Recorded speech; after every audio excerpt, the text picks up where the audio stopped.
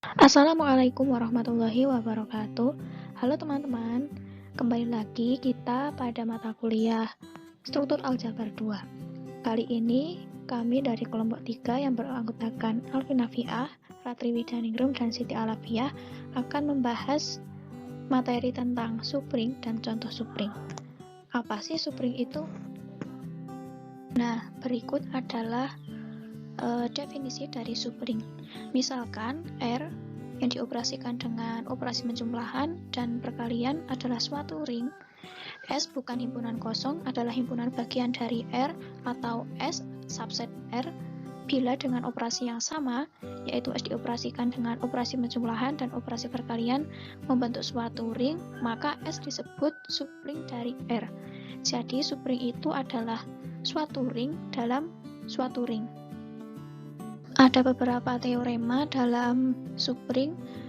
Teorema yang pertama, misalkan S himpunan tak kosong dalam ring R yang dioperasikan dengan penjumlahan dan perkalian, himpunan S merupakan supring dari R jika dan hanya jika untuk setiap AB elemen S berlaku A plus negatif B elemen S dan AB elemen S.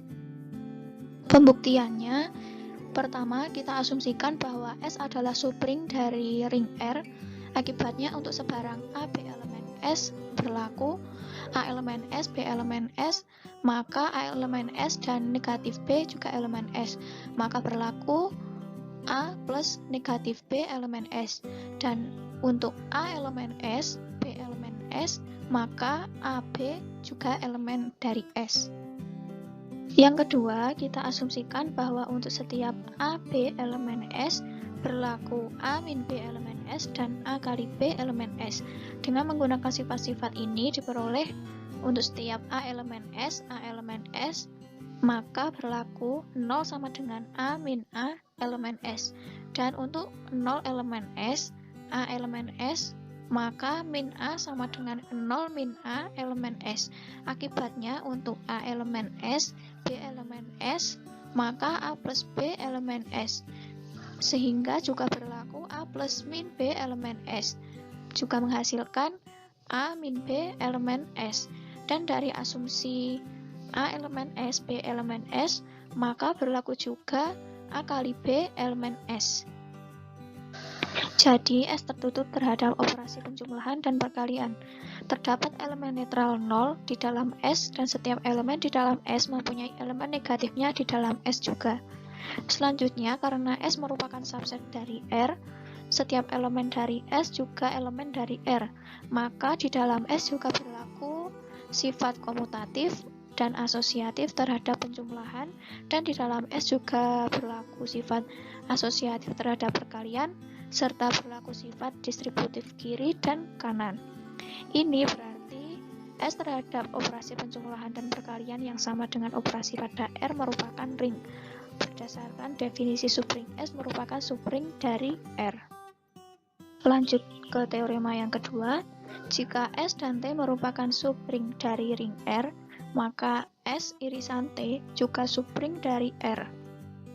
Pembuktiannya, ambil sebarang A, B elemen S irisan T, artinya AB elemen S dan AB juga elemen dari T. Karena S dan T merupakan supring dari R, maka berlaku A min B dan A kali B adalah elemen dari S dan A min B, A kali B adalah elemen dari T. Akibatnya A min B dan A kali B juga elemen dari S irisan T. Jadi S irisan T merupakan supring dari ring R. Selanjutnya akan dijelaskan oleh Mbak Siti Alafiah. Baik, selanjutnya saya Siti Alafiah NIM 23070190082. Di sini saya akan menjelaskan mengenai teorema yang ketiga dan keempat. Yang pertama untuk teorema yang ketiga, misalkan R ring dan S subset R. S bukan merupakan himpunan kosong.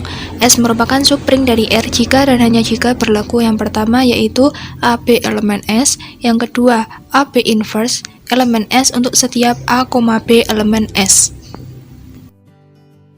Untuk bukti teorema yang ketiga, Yang pertama, diketahui S subring dari R, maka S tertutup terhadap perkalian dan setiap elemen mempunyai inverse terhadap penjumlahan. Jadi, untuk yang pertama dan kedua tadi terpenuhi. Yang selanjutnya, diketahui bagian pertama yang kedua. Berdasarkan yang kedua tadi, S pada operasi penjumlahan merupakan subgroup karena R pada operasi penjumlahan grup komutatif, sehingga untuk S pada operasi penjumlahan juga merupakan grup komutatif. Berdasarkan yang pertama tadi, operasi perkalian bersifat tertutup di S. Sifat asosiatif operasi perkalian dan distributif operasi penjumlahan terhadap perkalian dipenuhi di S karena S subset dari R. Jadi terbukti bahwa S merupakan subring dari R. Dari uraian di atas, syarat-syarat dari subring adalah sebagai berikut. Nah, misalkan R pada operasi penjumlahan dan perkalian adalah suatu ring, S adalah himpunan bagian dari R yang disebut subring dari R. Bila untuk setiap A, B elemen S berlaku, yang pertama yaitu S bukan merupakan himpunan kosong. Syarat yang pertama ini menyatakan bahwa himpunan bagian dari ring tersebut bukan himpunan kosong. Yang kedua, A plus min B elemen S. Nah, syarat yang kedua ini menyatakan bahwa S pada operasi penjumlahan adalah merupakan suatu grup komutatif. Yang ketiga, A kali B elemen S. Untuk syarat yang ketiga ini menyatakan bahwa S pada operasi perkalian adalah merupakan suatu semigroup. Yang selanjutnya untuk teorema yang keempat, diberikan tak kosong S di dalam ring R pada operasi penjumlahan dan operasi perkalian, himpunan S merupakan subring dari R jika dan hanya jika untuk setiap S1, S2 elemen S berlaku sifat yang pertama yaitu S1 min S2 elemen S, yang kedua S1 dikali S2 elemen S. Untuk bukti teorema yang keempat, yang pertama diketahui S merupakan subring dari R pada operasi penjumlahan dan perkalian. Berdasarkan definisi subring, S juga merupakan ring. Akibatnya diperoleh bahwa untuk setiap S1 kali S2 elemen S berlaku S1 min S2 elemen S dan S1 kali S2 elemen S. Yang selanjutnya diketahui bahwa untuk setiap S1 dikali S2 elemen S berlaku S1 min S2 elemen S dan S1 kali S2 elemen S. Akan ditunjukkan bahwa S merupakan subring di R karena untuk setiap S1, S2 elemen S memenuhi S1 min S2 elemen S. Maka diperoleh S pada operasi penjumlahan merupakan subgroup dari R pada operasi penjumlahan, sehingga S pada operasi penjumlahan merupakan grup.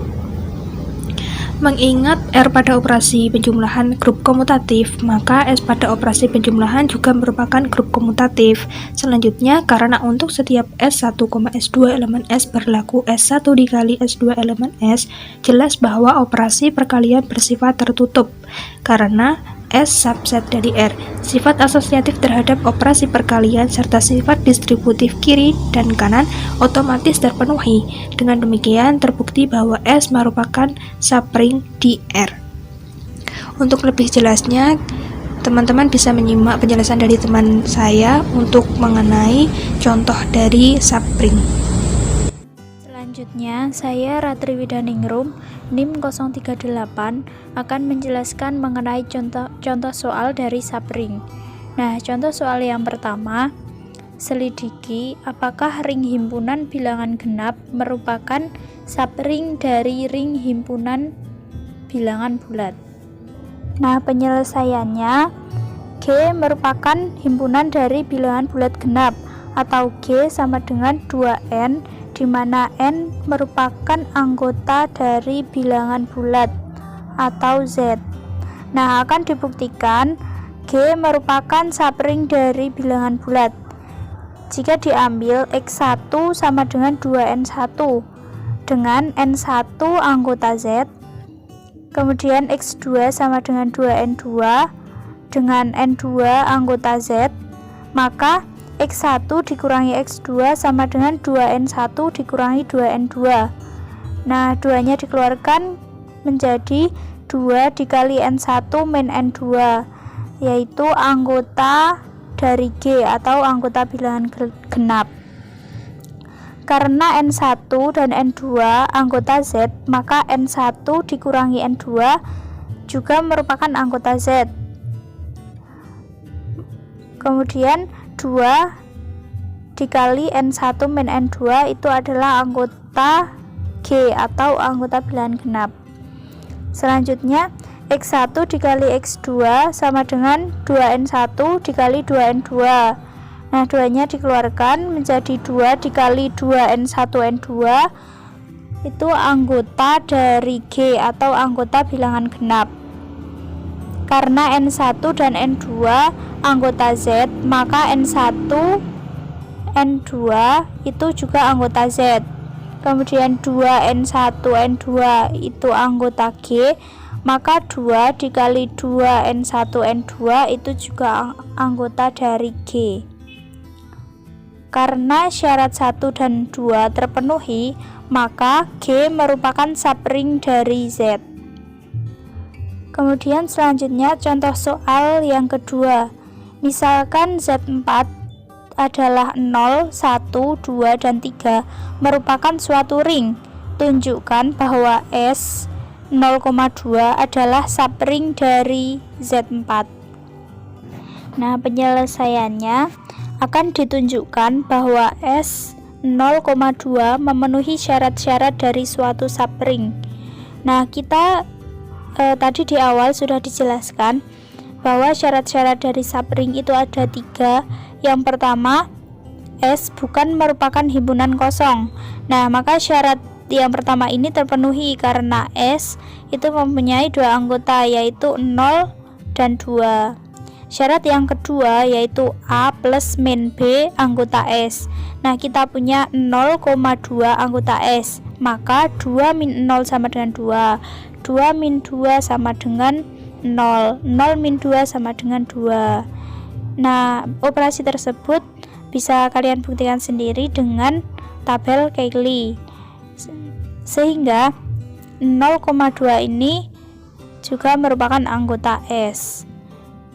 Syarat yang ketiga yaitu A dikali B anggota S. Kita punya 0,2 anggota S, maka 2 dikali 0 sama dengan 0, 2 dikali 2 sama dengan 0, 0 kali 2 sama dengan 0. Nah, operasi ini juga bisa kalian buktikan menggunakan tabel Cayley. Nah, sehingga 0 ini juga termasuk anggota S.